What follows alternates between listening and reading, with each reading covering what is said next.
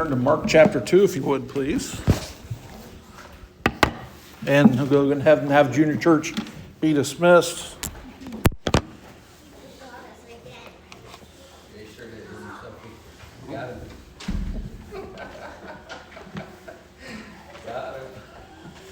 Indeed. All right. And let's go ahead and start in prayer. Father, again, we are thankful for your time, for our time together. And we're thankful for you. We're thankful for your love, your kindness, your goodness, your patience. Pray you'd guide us today as we learn. Help us today, the sermon to be helpful, to be what we need. Lord, we love you. It's in Jesus' name we pray. Amen. Sometimes people sensationalize stuff, and I probably need to cover this. You may not even know, but there's a slight little thing in the news how Israel was attacked. Israel declares they're at war with Hamas right now, and it really not a lot of news about it. But every time there's a brush up, then people all over the place start throwing, "Oh, we're in there, World War III," and all this sorts of neat stuff. And there's skirmishes there all the time. And so don't think, and then post on social media, the Lord's coming back this week because, something happened over there. Something's been happening over there for 2,000 years. Matter of fact, longer than that. So don't let your heart be troubled. But even then, if it is a sign and the rapture is today, tomorrow, that's great. You hear about, Christians growing up and again, I get there's one certain aspect you don't like, but whatever. But rapture, you're going, oh, what if that? That's going to be a great thing. That's something you should be looking forward to, especially when you have to start paying a mortgage and you're thinking, maybe if I hold off and not pay it today, and pay it a couple days, as long as you don't get late, right? And hoping that the rapture hits so you don't have to pay it. And so, whoever moves into my house, when I'm gone. We'll have to, at least pay that amount. But I imagine all debt will be wiped out anyway. So I think, don't worry about that sort of stuff. But I want to talk to you about this today. I'm going to talk to you about it's contagious. I spoke on this topic. I went back and looked a few years ago, and rearranged. Didn't use the same one, but did use the same starting point in Mark chapter 2. And so let's go ahead and pick it up there. Mark chapter 2 and verse 1. This is a story of Jesus healing the man sick of palsy. And again, he entered in Capernaum after some days, and it was noised that he was in the house. And straightway many were gathered together, insomuch that there was no room to receive them, no, not so much as about the floor. And he preached the word unto them. And they came unto him, bringing one sick of the palsy, which was born of 4. And when they could not come nigh unto him for the press, they uncovered the roof where he was. And when they had broken it up, they let down the bed therein, wherein the sick of palsy lay. Now the whole message today is going to be about verse 5. Look at this. When Jesus saw their faith, there's something about a group that can be detrimental contagious or good contagious. Here we find Jesus seeing their faith, not the faith of the person being carried. You see that there? Saw their faith. And he said unto the sick of palsy, Son, thy sins be forgiven thee. Now, rightfully so, we'd probably be off to the side, even as us. Well, it's got to be his faith, and kind of that's, what sounds like the Pharisees kind of did. So we have to be careful of that thing here, because here he says there's a group of people of faith, and he talks to one man. But there were certain of the scribes and Pharisees sitting there, reasoning in their hearts. And again, their reasoning was of what Jesus said, not about the fact that this person gets healed or his sins forgiven. They are on Jesus' case. Why doth this man speak blasphemies? Who can forgive sins but God only? And immediately when Jesus perceived in his spirit that they so reasoned within themselves, he said unto them, Why reason ye things in your hearts? Whether is it easier to say unto the sick of palsy, Thy sins be forgiven thee, or to say, Arise, take up thy bed and walk? Now remember, we're in a tight house. This person's just been brought down through the roof. And here we go, verse 10. But that ye may know that the Son of Man hath power on earth to forgive sins, he saith unto the sick of the palsy, I say unto thee, arise and take up thy bed and go thy way into thine house. Now notice, Jesus healed people that were sick of palsy. Jesus healed people that had an issue of blood. Jesus did not heal fake or fakeable things. You see, if you ever do this and go look at YouTube and watch some healing services, it's never this guy. Never this guy. And there's some obvious plants. You have to know that. And by the way, you also understand that using miracles as a sign and for a vehicle of belief is one of the things going to be used during the tribulation. And so we have to be careful of that. Just because somebody might be healed doesn't mean that it was necessarily God that did it. And I don't know where that line is, and nor am I going to preach it because I don't know where that line is. So just that we need to be careful, because remember, during that time there will be signs and lying wonders. Verse 12, and immediately he rose and took up the bed and went forth before them all, insomuch as they were all amazed and glorified God, saying, we never saw it on this fashion. Have you ever noticed that you shouldn't underestimate the power of stupidity in large groups? Even the government gets this when it comes to our kids driving. And you can correct me, kids, it's been a while since I've been in this scenario.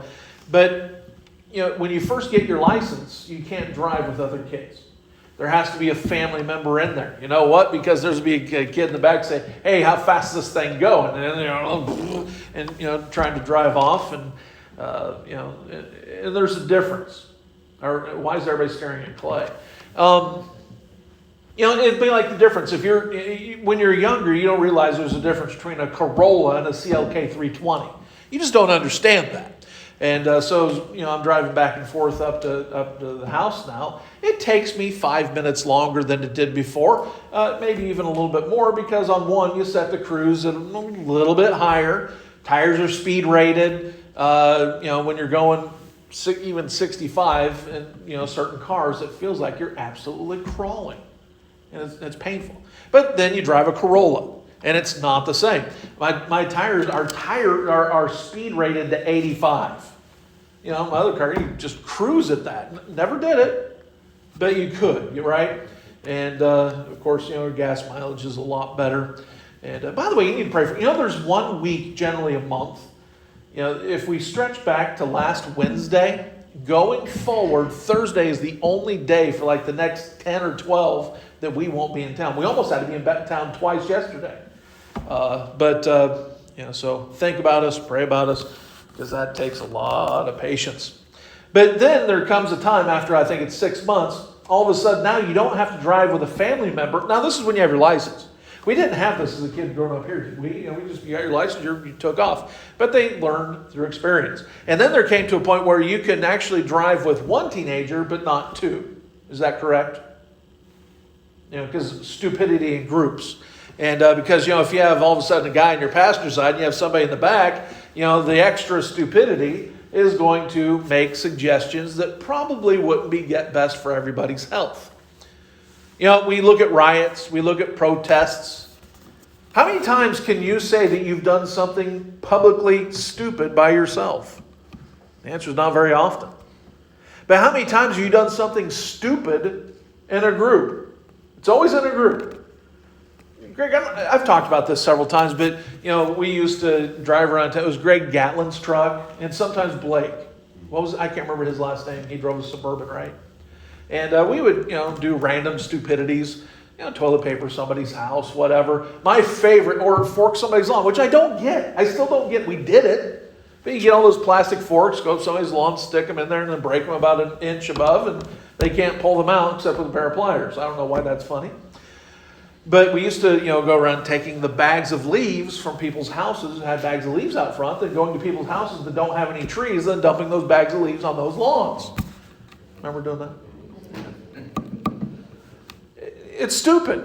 And is that something you're going to do by yourself? You're out there driving around and you pull just randomly to somebody's bag. You walk out, you look around and, throw them in the back of your truck. Is this an idea you're going to do now? And then, all of a sudden you get to somebody's house. And again, you're alone, right? And you're taking a bag out. what's that? Whistling like you. You don't do that by yourself. Stupidity only happens in groups. I think of a time now, it was tragic. It wasn't, we were in Chicago together one time, and you had to go down for somebody, I think it was your grandma died, right? And, we're going to go to a Chicago Cubs game. And you were unable to go, but gave me the ticket instead of finding somebody else to go. I stood out front and scalped the ticket that was given me out in front of Wrigley Field. And but if you're in Chicago, you have to go to a game at Wrigley. And I did, but I don't know if you've ever been to a baseball game by yourself. The only thing worse than going to a baseball game is going to a baseball game by yourself. I'm sorry, I don't like going to baseball games. I'll go because I support some people and whatever, and cheer on. You know what I'm thankful for? What? Baseball's the best. Whatever. You know what I'm thankful for on you three? That none of you play soccer. Who? Yeah, don't even throw your fist up in the air. Because, that's at that point I protest. I don't care who you are. Lisa's telling me yesterday, because a family member was off watching grandkids playing soccer games, and we're both had great. But then the realization came, man, one day we're going to have grandkids, we're going to play soccer. What are we going to do? I guess you got to go. Well, bring your iPod or something. iPod. Bring something. But, But we only do stupid things in groups. Do you still jump around and yell at the screen when you're by yourself watching a football game? You do, don't you? Really? Okay. Just in the shower.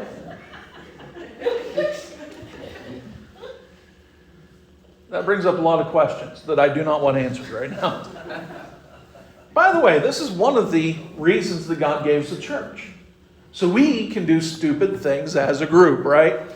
No, so that we could be in a group. Because just as stupidity is contagious, there's other things that are good that are contagious as well. We know the colleges do this. Liberal universities only hire their own. Go try to apply, you can find openings at the U of O. You can go over there, you can apply for them, but tell them you believe in creation. And watch how quickly you get a job, right? It's not going to happen. By the way, conservative universities do that. Try to go to a conservative Bible college and tell them that you don't believe in God. Which, by the way, it's an observation. It's not something that we want to fix by, we have to bring in people who deny the Bible in our Bible college just so we can have the other side. I get it. I had somebody, it's been a couple years, but I still remember the statement. Someone to me after not coming to church for a few months and said to me, I feel like I'm losing my faith. That's what happens when you miss a lot of church. So don't get me wrong, standing while alone always makes great stories, right? I stood when I was alone. But however, that's not the typical way that it usually happens. Well, standing while alone also doesn't get noticed as much either. But why do we then make standing for right more difficult than easy? Let's talk about a few of these things that are contagious. I want you, if you write down, there's going to be 8 points on this. So an 8-point sermon, we're going to be here for a while, right? No. Number one is faith. Faith is contagious. Back in Mark chapter 2 and verse 5, when Jesus saw their faith, when Jesus saw their faith, he said to the sick of palsy, he saw them all. Now, I do not believe that Jesus would have done something with the sick of palsy had the sick of palsy not had faith. You don't just impart, we can't get like 5 people, go out soul winning. Our new ministry is soul winning. We go out and we surround somebody. We all have faith. Therefore, the person in the middle that we're bear hugging gets saved. Nobody's calling for that. But I bet you if we did that, they'd be a little bit closer to salvation than they would otherwise. If we would, maybe just because they want, we want this to be over. And but faith is contagious. If you see somebody else with faith, it helps you with your faith. Soul winning. If I don't at least have some faith to go, the person I talk to might not have otherwise been saved. Now, that's not a line you like if you're a Calvinist. Again, I keep on bringing up that point. Most of you probably even know what a Calvinist is, and if you don't, that's a wonderful thing. But have you ever led somebody to the Lord and all of a sudden then, or even if you just give the gospel, your faith is increased because all of a sudden, wait, I just gave the gospel, I believe this, I understand, oh yeah. And that's not a plug for Soul Winning this Saturday, but it's just a good point. And that's how it happens. And so what we do is we give somebody the gospel, we give somebody the gospel, we give somebody the gospel, and so then we're like, yeah, oh yeah, oh yeah.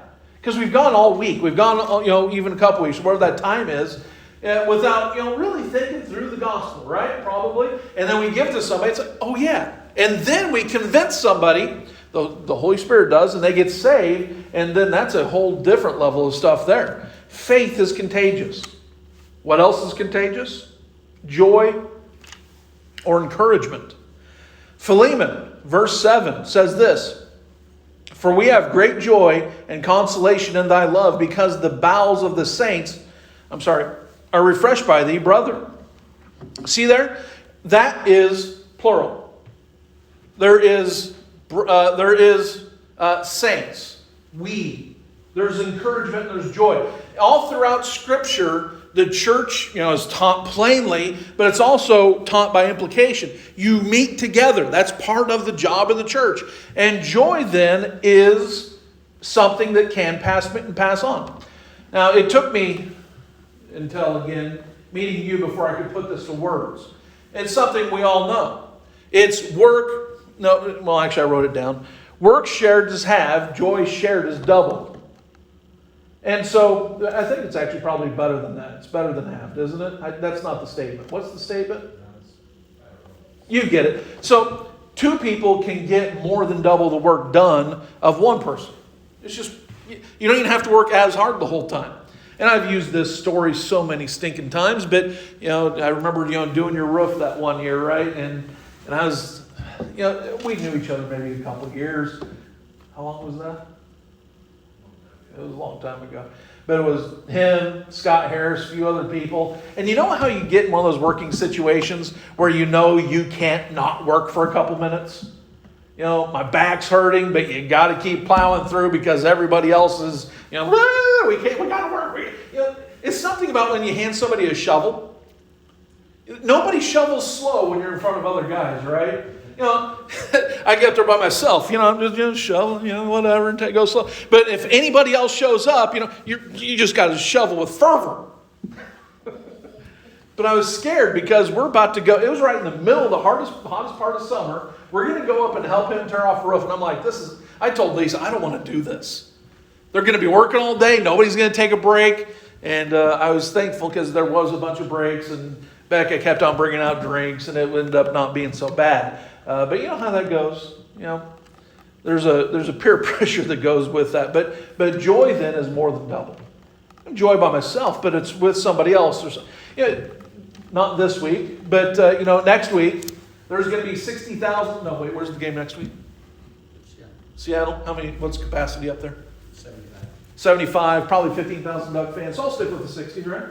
And so, 60,000 fans all together in the same color and everything else. There's something about belonging when we go to a game. Probably 12, 13 years ago, Lisa and I went to a Mariners game. Like I said, I don't like baseball. But we're in Seattle, and you're like, hey, let's go catch something. Let's go catch. And we didn't even plan to do it. We were just in town.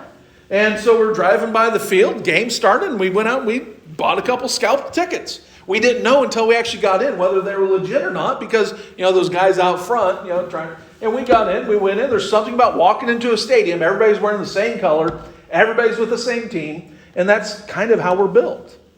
When we have victory in church, when something happens here, and like for we're working for our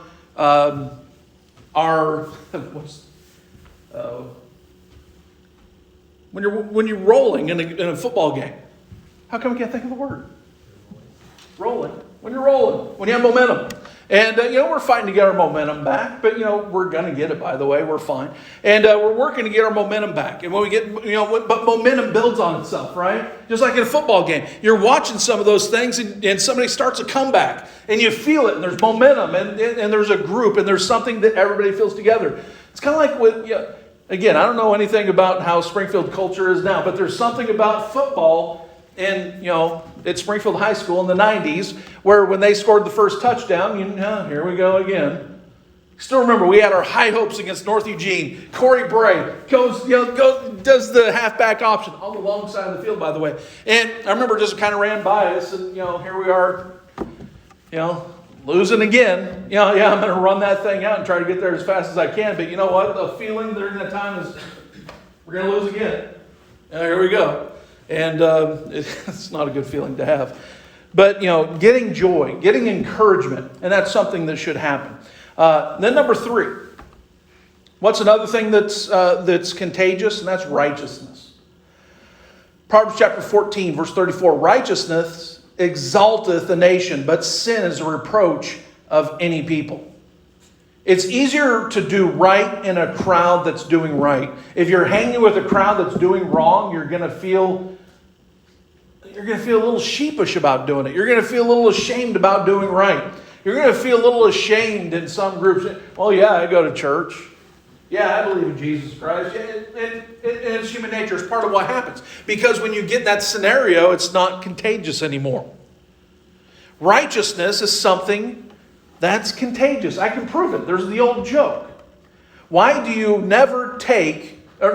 why do you always take at least 2 Baptists fishing with you? Because if you take one, he'll drink all your beer. You take 2, they won't touch it, right? Save a bunch of money that way. The original joke's actually about Mormons, but we went ahead and changed the word in there. And then number 4, what's the other thing? And by the way, a lot of things we could use there. We're going to sum it up to 4 things that are contagious. And then number 4, unity. I love our church. We have unity. Ephesians chapter 4, verse 3 says this: endeavoring to keep the unity of the Spirit and in the bond of peace. Now, unity is something we can have. Now, we can sow discord. We can do that. Matter of fact, I'm getting ahead of myself on that. But unity is something that's contagious. When we're unified with somebody, it's easier for them to be unified with us. It's contagious. It's reciprocal. Unity is something that we need to have in a church. Now remember, we don't unify for the sake of unity. We unify for the sake of truth. When I don't know if anybody else, but we're not making, when we talk about effort for building, I've been looking for one for 20 years, just so you know. And nothing just ever happens, and it's fine, whatever. But then you hear of, other churches getting buildings, stuff like that. Or, irritating things like, people using a car show to bring people into church. And it works. It works. I hate that sort of thing. And that's why, you would probably do something like that, right? Maybe. But, and that's, by the way, why we have, diversity, is because, for me, that's something that's so annoying. You put an E at the end of your church name, and all of a sudden you're a little bit more hip, right? And that's not it. I get it, but we don't unify under those things. We unify under the purpose and the calling of Jesus Christ in our church. So these 4 things that we put here are contagious: faith, joy, righteousness, and unity. These are things that in a group are much easier. These are things that when we're going to church, we see and we understand, and it helps us grow in these things. So now, if something is contagious here, there's something else that's contagious. Let's go ahead and pull up that next one. If faith is contagious, so is doubt. If joy is contagious, so is despair. If righteousness is contagious, so is sin. If unity... Just looking around on that third one, sin, social media, which by the way, I'm not against if you can use it properly, but social media has given everybody a voice. And so now all of a sudden, sin, and we use the word, we need to normalize this. Well, if you have to normalize it, that implies it's not normal. well, we want to make it normal. No, there are certain things that should not be normalized. But, and you see unity and then discord. So let's go to this. Number 5. And you can go take that back off there. So then I'm going to give the opposite to each one. So if faith is contagious, number 5, then so is doubt. Statements to the negative, which, by the way, are sometimes needed. Sometimes they're on. I remember right when we were first starting the church, when we started the church, we had a couple get together, cooking meetings for 2 weeks before our first Sunday, and explained what we're going to be doing. And I don't know what, just a couple, 2-3 people showed up to it.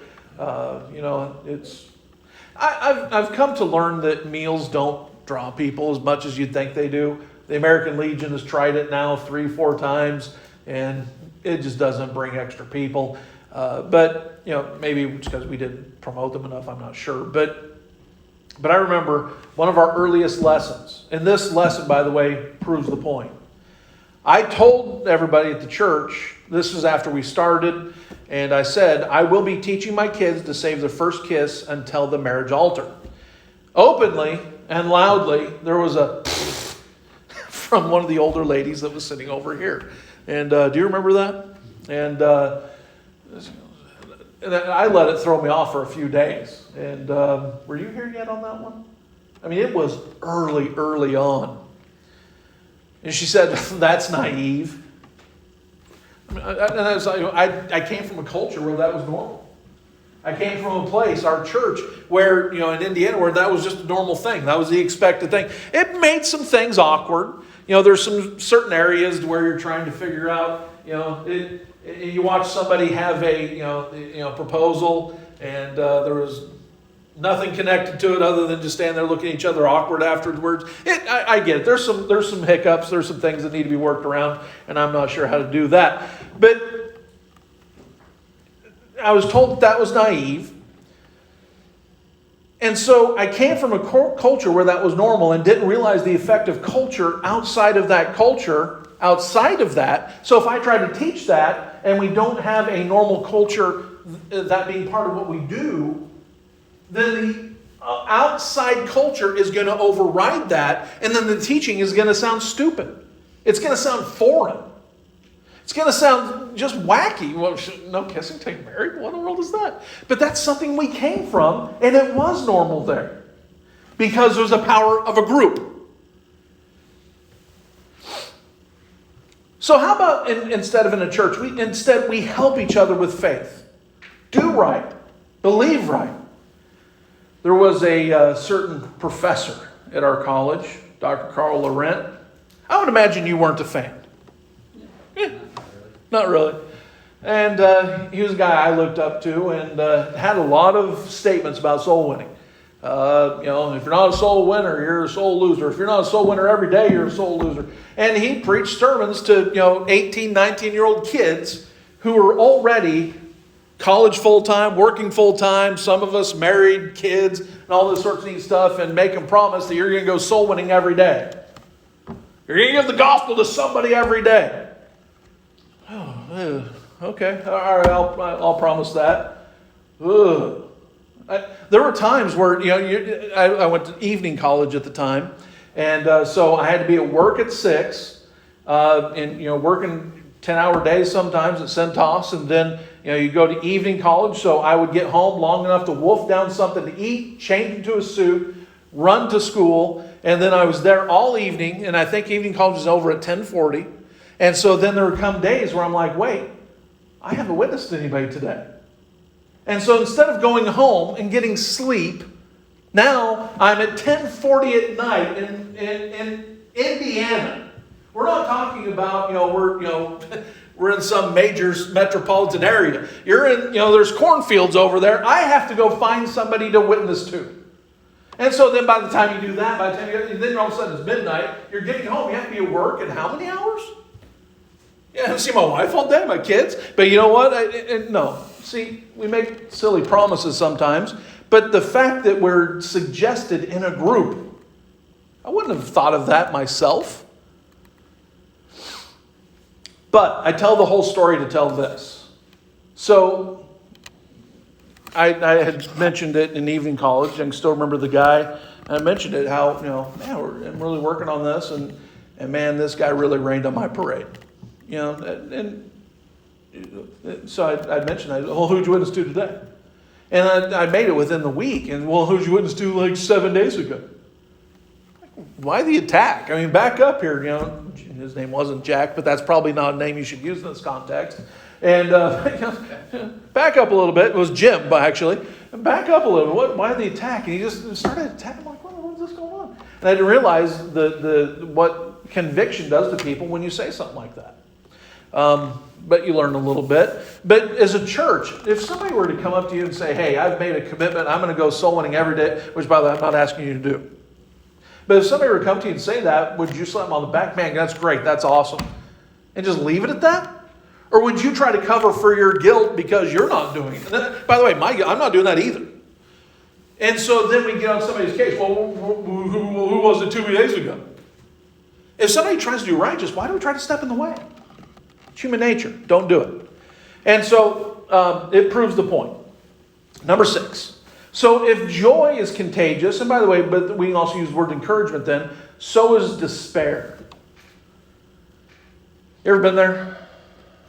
You have joy and all of a sudden you're at the top, you have some victory and all of a sudden then some stupid statement comes along.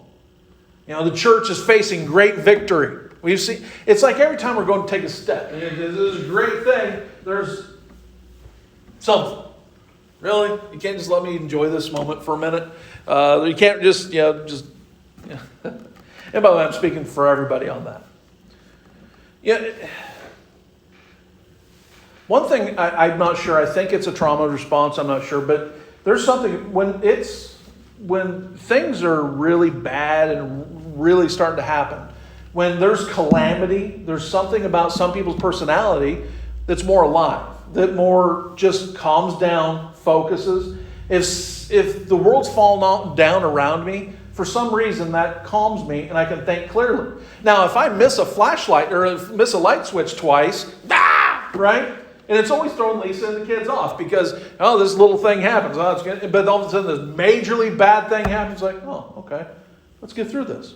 And I think about it in correlation with football all the time. Because on the football field, I wasn't, you guys know how some people are just wiry. Every time they get in the huddle, their eyes are all glassy and huge. And I'd get slapping people around it. But, if I did that in distraction and didn't play the game, but it's just how I did it.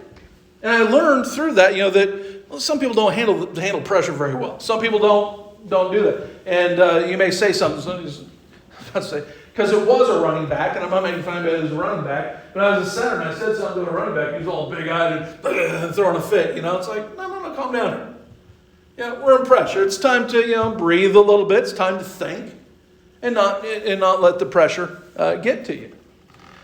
But that's what happens. And somebody's always, we're not going to make it. This is too hard. There's just no use. Then we get scared and uncomfortable and we don't act. Because we're doing the opposite of joy. We're doing the opposite of encouragement. We're bringing despair. Let's instead help each other with joy. Instead of when something happens, finding the negative and making a negative comment. We do that, don't we?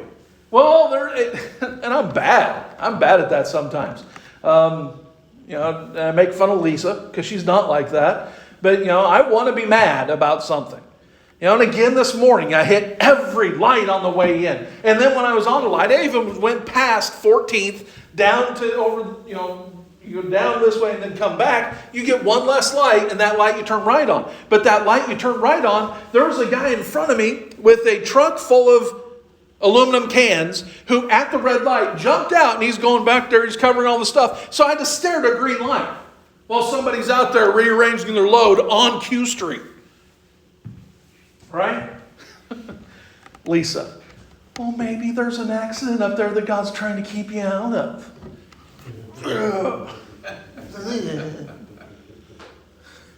Whereas me, if I make the light, I'm thinking, man, I'm just going to miss the next one, right? I'm already, building up negativity for that next light. But it happens every time. Let's spread joy. and not despair? Is our first move to talk about the negative of something? Yeah, walk in this room. All of you gave, I can give this because you all gave positive feedback. You walk in the room, it's freshly painted. Man, there's a crack behind the pulpit. Man, there's a couple holes in the ceiling. Because sometimes that's how I think, right? And you have to stop that. People put a lot of work into this. A lot of work goes into this church. I don't know if you noticed outside, but the thing got mowed yesterday. That's awesome. You can sit here and say, well, actually I didn't notice anything negative. But I hate to even bring anything up, so I'm not going to. No, all the grass is cleaned off on the concrete, but you mowed, but you could have gotten all the clippings off the concrete, Chris, right? He did, by the way. So, at least, great sermon. Been nice if you didn't, go over 20 minutes, which, about once a quarter. I apologize for that. And, but there's those things where you have to throw the negative in. Because, despair is contagious. Number 7, if righteousness, then sin. It's easier to do something wrong when somebody else is doing something wrong with you. Always easier. 2 Corinthians chapter 6, verse 17 gives something that we're supposed to do here. Wherefore come out from among them and be ye separate. See that there? Saith the Lord, and touch not the unclean thing, and I will receive you. And there's this thing, Jesus went into the world, right? But Jesus went into the world, but he was unspotted by the world. You catch the difference? Jesus, yes, would have been at a bar, but he wouldn't have been drinking. He would have been witnessing to people. He would have been out with, and that's what we find in Scripture. He was at the place where sinners were, but he wasn't in there partaking with their deeds. He wasn't partaking with the sins. We have to understand the difference. Don't be afraid to get our elbows dirty, knuckles dirty, whatever the case is, whatever the statement is, colloquialism. I can't even get that right either. And but a dirty and a clean rag rubbed together will still give you two dirty rags. And I'm not saying don't be friendly. I'm not saying don't be loving. But if you're having a problem with your faith, what are your influences? What are you listening to? What are you watching? Are you having problems with sin? What's your influences? When do these things happen? Is there a time? Got a little sideways. Is there a time when you're alone and you can be separate alone that brings about these times where it's harder for you to seek righteousness and easier to seek sin? Then that's probably a time that you need to find somebody to be around to where that thing doesn't happen. Let's instead help each other with righteousness. Let's make righteousness the thing we do. Let's make righteousness the thing we strive for and we encourage other people to do. And then number 8, and then we'll hit the house. If unity is contagious, so then is discord. Proverbs chapter 6, verses 16 through 19. I chopped a lot of things out here. These things doth the Lord hate. I'm not misusing the scripture, by the way. You know that you know it. These things doth the Lord hate and are abomination. And there's a list of 6 things, and it says here in the 7th, the last one, verse 19, he that soweth discord among the brethren. That's contagious. We got to be careful with that. It's contagious. That's why we put over here a sign in our auditorium, which I really wish we didn't have to do that. But on there, the list of things we're going to do. There's a lot of contagious things over there. I had we had somebody pass through several years. Our church isn't very good, but if you ever look around and notice, we don't take in disgruntles. Disgruntles end up leaving. We don't search for them. We don't recruit them. Remember, there was that one time, and I don't think you met them, because somebody came here. They were disgruntled with their church. You were the song leader at the time, and they came on the first Sunday with you. And then they came another Sunday when Matt was out of town, and you were the song leader. And he came up to me after church and said, "Hey, that second song leader is better than the first." I'm like, what am I supposed to do with that? You're already on your second week doing that sort of junk. No, we don't play it. And I mean, I think we try to slap back. No. I'm not going to sow discord. We're not going to do that. We shouldn't be criticizing each other. We shouldn't be doing things that would cause discord in the church. And by the way, when we talk about that, I talked about the next 5 Bible studies. We got 3 lined up, and I gave 2 people a preview of what the next 3. Now, this coming up Wednesday is going to be our last study on Jonah. Hopefully, I haven't answered Miranda's question yet, but we're going to by Wednesday, and that's why would Jonah's tomb be in Nineveh? Did you all know that? Jonah died in Nineveh. Something we have to figure out. Because there's also things for him in Beth Haver, which is more towards Galilee, but it's not a tomb, and I don't think, and so a little bit more study needs to go into that. And chapter 4 doesn't really take a long time. But the next 2 Bible studies on that, man, be there for them. They're going to be based on this, and I think they're going to be very helpful. But we have the power in our tongues, and James talks about this, to divide. But we also have the power to unite. We can look around the room, speak positive about each other. Talk about the good things that each other does, if we can. Now, it doesn't mean that somebody might not be above, somebody offends us that we have to talk to. That's one of the steps in reconciliation, is going to somebody. So don't think that I'm saying we need to push something off and never talk about anything or ever, and by the way, sometimes you need to talk to somebody without talking to the person they have a problem with, because, sometimes there's a council atmosphere that happens there. But if I'm going to a bunch of people, I forgot to talk about the whole thing that I was landing up to. But early on, there was somebody who was, left another one disgruntled, came to ours, and man, the disgruntledness was quite often. But they went around, and this is what we're at the other building, so you remember this. And we kept on asking people in the church these questions. And finally it worked back to me. I'm like, why didn't you talk to me about this? Why are you talking to everybody else? Oh, we're not gossiping. I said, no, actually, you didn't. But what you're doing, and I use the analogy, what you're doing is you're going around a building checking doorknobs. You walk up to a bank, and do you break the law when you go up to a bank when it's closed and jiggle the door? No, because somebody stopped you. There's a lock there. But finally you find a door that's unlocked. If that door's unlocked, does that make it legal for you to enter the bank on off hours? No. But that's what some do, is we're going to check a doorknob here. We're going to say a little statement and see if that door's open. And they couldn't find a door open because everybody that they were talking to were coming back to me about it. And I'm like, no, you can't do this. You can't do this in our church. And they got all mad at me and then, never came back. But you're okay with that. I remember the guy who came to church and he brought a bunch of letters with him. He was from the Seventh-day Adventists. And he came to our church and handed out a letter to all the men in the church that I didn't know about. Where were we going that afternoon? You were in my car and you told me about it. And I called off what we were doing. We were going down Pioneer Parkway. And we got to Centennial and I'm like, what? Yeah, he's handing out these letters to everybody in the church. Got to Centennial, and instead of going straight, turned right, went right to his house, said, no, this is not things that happen. Sowing discord is not something we're going to just allow. So, instead of sowing discord, let's help each other with unity. Shall we? Be unified. And by the way, this is something our churches had to work on. In our early days, we weren't good at that.